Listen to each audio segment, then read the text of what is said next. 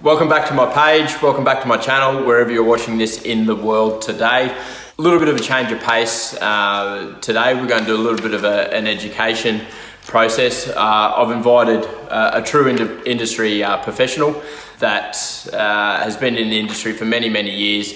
I actually met Michael. He probably did one of my very first building and pest inspections back in 2006 or 7. I thought I'd invite him just to give you some ins and outs in relation to the building and pest industry and his company, Compass Building and Pest, just to hopefully help you guys along your way in relation to what to look out for and the ins and outs of conducting a building and pest inspection. So, welcome Michael. Thank you very much, Dan, thanks. Firstly, tell me a little bit about yourself and a little bit about Compass and how it all came about. Okay, well, me personally started off as an apprentice carpenter in far north coast of New South Wales. Worked for a very high-end builder who happened to educate me in all facets of building, from digging the foundations all the way through to fitting the last door lock. Yep.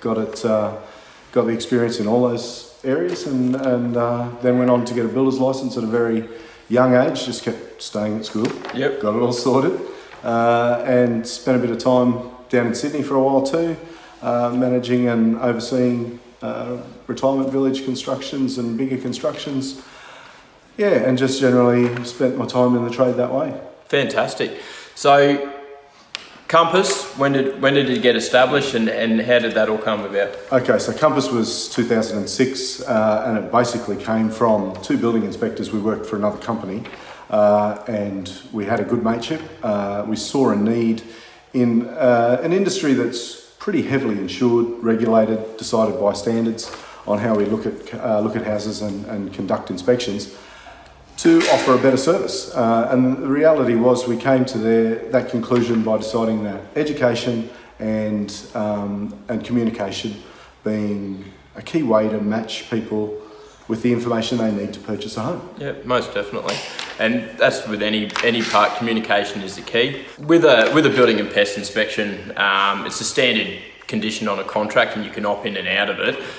We always, from an agent's point of view, strongly recommend you do a building and pest inspection. Doesn't matter whether you're buying a house, a unit, townhouse, whether it's new, old, and all in between. What are some common things that a buyer can just keep an eye out for that are either warning signs or things just to go, you know what, I'm going to be wary of this if I'm going to proceed. Sure. I'm going to obviously employ someone like yourself. Yeah, definitely. I mean, if a buyer's walking through a home and they're finding things like stuck doors or internal cracks in the plasterboard or external gaps around windows and things like this that might indicate foundation movement or subsidence, heave, different elements that we're there to look for in probably a more in-depth capacity. Termite barriers, you see drill holes around houses. There's always a question to be asked, whether it was because of a preventative measure or because of an attack. Likely scenarios being that more often than not people put these barriers in after there's been an attack. Yep. And then the follow-up questions. What did they do? How far did they go? And was the damage repaired? All these things can be dealt with, but it's a matter of knowing what you're dealing with before you start. You know, you just can't go in blind. No, exactly right. And if you've been watching my previous videos, it's not that all these issues are bad things necessarily. It's just being educated on what are the downfalls or what are the negatives about the property. And what I find coming across Compass in particular is, yes, they report on the issue, but you also offer a solution, which I find very helpful. Yeah, I'd say that's something that we focus on. I mean, depending on who the client is, first home buyers get a different level of communication to, say, a builder or a blue-collar worker or a carpenter who's within the industry. Yep. You obviously can talk to them in all the jargon that we've used over the years. First home buyer, very different scenario. Most oftentimes their cage can be a little bit rattled with the whole experience, and so there's a bit more in-depth needed to get the message across, make sure that they're understanding what they're going into. It's not about being scared of what your building and pest inspector finds. It's about knowing what you have to do about it. And so I guess we adopted this method where it's not so much, well, it's sort of put your arm around the shoulder of the client, walk them through it, get them to have an understanding the way we see it. Yep. Because we know how it needs to be fixed, we know what needs to be done, and we know where it needs to end up, so that you've got a satisfied situation at the end of the day. And quite often times, yeah, look, we don't see the massive houses falling over and all the different things that these reports can sometimes read like. Yep. But we would say to you, if you're educated, if you know what it's going to cost you, you're informed, you're not flying blind. No secrets, no secrets. And that probably leads me into my next question. Obviously, the way you're employed to find out every negative about a property, and when you get a report, or when the buyer gets a report, it's 20 pages, 50 pages of negative things. Tell the people out there, look, they are going to be negative things, but there's certain ways you have to explain things. Sure. In relation to legislation, insurances, and things like that. And it can be quite daunting from a buyer's point of view. From my experience, Compass in particular have been really very good at explaining, this is what I mean when I say this. Sure. I mean, the result of these inspections is to find major and minor defects. Yep. So we're not there to tell you that the house looks pretty in pink, or, yep. or the blue on the roof looks great. And yeah, everything is about focusing on a defect of some form. Is it a significant defect? Is it conducive to another problem? Is it a structural defect? Is it a maintenance issue? Yep. Is it termites? So on and so forth. I guess the reality behind all that is it is driven by the need to be aware of a worst case scenario.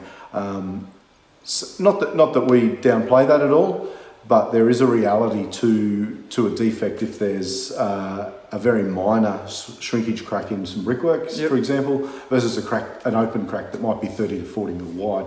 Obviously, you've got a structural issue. Yep. And houses built on ground, Mother Nature tells us what she wants to do, exactly right. and it shows up. So very different to assess a house that's 1 year old. Yep. With a 20 mil crack in it versus a house that's 50 year old, yep. with a hairline crack, that might measure half a mil, not even. Yep. So the reality is we report on all these things the same way, and sometimes that can just be lost a little bit in communication. So we endeavour to grab the client, talk to them about it, get a perspective on it as well.